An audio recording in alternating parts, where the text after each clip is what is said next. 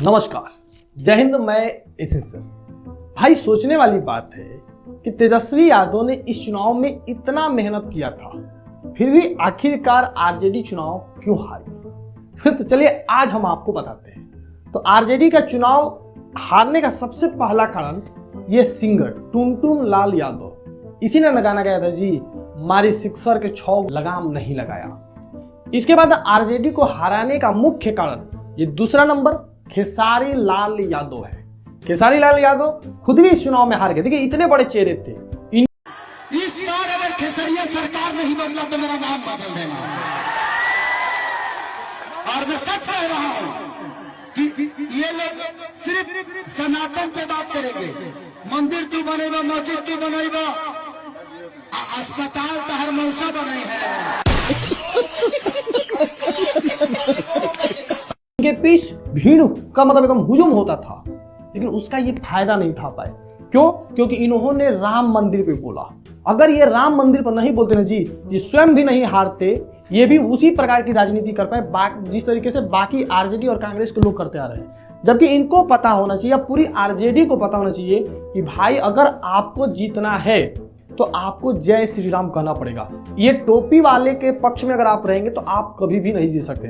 अब खेसारी लाल यादव का ही बयान देख लीजिए, मतलब इतना अधिक बोल रहे थे ना जी, ये कह रहे थे कि हमको वक्फ कानून पर कोई भी जानकारी नहीं है, लेकिन राम मंदिर पर बोलने से बिल्कुल भी डर नहीं रहते। तो इनको हराने का असली काम ना जी राम जी ने किया। ये भी अपना सीट हार चुके हैं और अपने साथ साथ ना जी ये आरजेडी को भी डुबा दिए। तो आरजेडी का डुबाने का दूसरा जो सबसे बड़ा कारण है ना जी, खेसारी लाल यादव है, क्योंकि इनका बहुत बड़ा बोलापन। इन दोनों के बाद तीसरे नंबर में आता है आरजेडी की ये प्रवक्ता। ये जो 2 महिलाएं हैं ना जी, कहीं से भी ये प्रवक्ता नहीं दिखाई दे रही थी। प्रवक्ता का काम होता है कि अपनी पार्टी की बातों को मजबूत तरीके से रखना, जिससे टीवी पर जनता जो देख रही है उनकी बातों को समझे और पार्टी के प्रति उसका विश्वास बढ़े।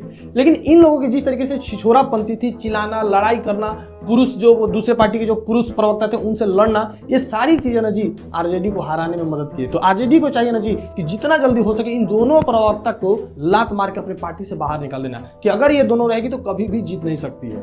और चौथा सबसे बड़ा कारण तेजस्वी यादव स्वयं है। इनका खुद के भाई से नहीं पटना भी लोगों में अविश्वास उत्पन्न किया। और दूसरी खेसारी लाल यादव ने जो कहा कि वक्फ का मेरा सरकार आते हैं हम वक्फ बिल को फाड़ देंगे, तो बिहार की जनता ने उनको फाड़ दिया। तेजस्वी यादव को सोचना होगा कि आखिर बिहार की जनता के साथ साथ देश की जनता आखिर क्या चाहती है, क्यों देश की जनता मोदी जी को, बीजेपी को वोट दे रही है। तो भाई अपनी राजनीति को बदलना पड़ेगा। तेजस्वी यादव को सोचना पड़ेगा, आरजेडी को सोचना पड़ेगा, ये जो टोपी है ना जी, इसके चक्कर में नहीं पड़ी। क्योंकि देखिए देश में जितनी भी आतंकवादी घटनाएं हो रही है ना जी, ये टोपी वाले लोग कर रहे हैं और इन्हीं टोपी वाले लोगों के साथ आरजेडी है। तो भाई कहीं ना कहीं लोगों के मन में ये ग्राउंड पे चल रहा है, भले तेजस्वी यादव को ये बात पता नहीं हो, ग्राउंड पे ये चल रहा है कि टोपी वाले से लोग भड़क रहे हैं और टोपी का साथ देने वाले लोगों से भी, उन नेताओं से भी जनता भड़क रही है। अब जैसे देख लीजिए कि इनको जनसुराज को देख लीजिए, ये भी इनके पीछे भी काफी भीड़ बढ़ रही थी, लेकिन अचानक से इनका 0 सीट क्यों आया? क्योंकि शुरुआत में इनका ठीक था, लेकिन जैसे ही इन्होंने आगे बढ़ा ये भी टोपी वाले के चक्कर में चले गए, अचानक से इनका सीट डाउन हो गया। तो अगर बिहार में आपको भविष्य में राजनीति करनी है तो आपको टोपी के चक्कर में नहीं, तिलक के चक्कर में पड़ेगा। जिस दिन आप राम जी के शरण में आ जाइए उस दिन से चुनाव जीतना शुरू कर देंगे। और यही गलती देखिए आने वाले चुनाव में जी अखिलेश यादव भी करेंगे, वो भी टोपी वाले के चक्कर में पड़ेंगे और उनका भी हार निश्चित है। बीजेपी जीतता क्यों है? क्योंकि बीजेपी लोगों की नसों को पकड़ता है, क्योंकि बीजेपी जानता है कि जिताएंगे तो सिर्फ राम, जो राम का नहीं वो किसी काम का नहीं। देखिए खेसारी लाल यादव डूब गए, तेजस्वी यादव भी डूब गए। तो आगे की अगर राजनीति तेजस्वी यादव को करनी है ना जी, तो राम जी के शरण में चला जाना पड़ेगा और इन टोपी वाले का चक्कर छोड़ देना है। तो भैया देखिए 25 से 30 यानी कि 25 साल हो जाएगा आरजेडी का, समझ रहे हैं ना जी, इतनी बड़ी हार आज तक कभी नहीं मिली है। तो आपको कैसा लगा एक कमेंट जरूर कीजिएगा। धन्यवाद।